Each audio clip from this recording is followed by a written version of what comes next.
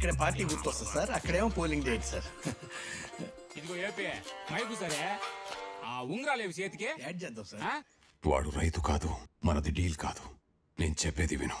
Background లో చిల్లర పడుతుండాలా ఏమి? అలాగే.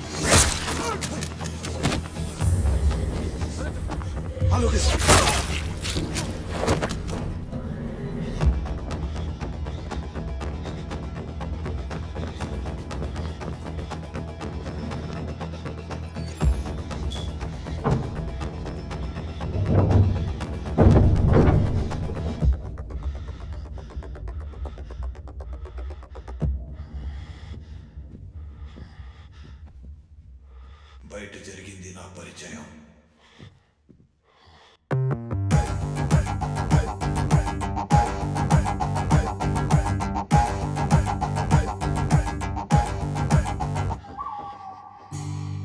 ఇప్పుడు చెప్పేది నీకు అర్థం కాకపోతే జరగబోయేది ప్రమాదం. పత్తి పండించే రైతును నేను. నా పేరు సహదేవ వర్మ.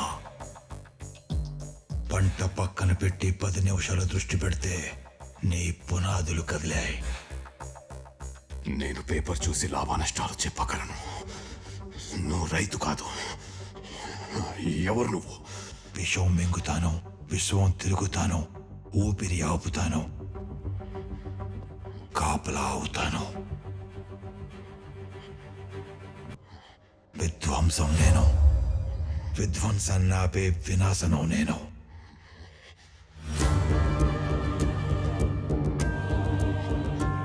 నేను బాక్సైట్ వదిలేస్తాను.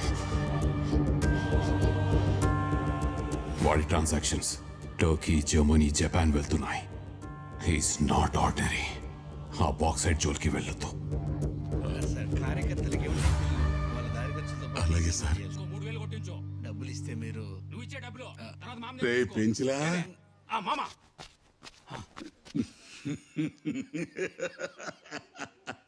ఆడు పో అన్నాడు లేదు, ఈడు పోసేసుకున్నాడు రా. రాయ్ ఆడు తప్పుకున్నాడు కాబట్టి 300 కోట్లు కాదు 3000 కోట్లు మనయ్యే.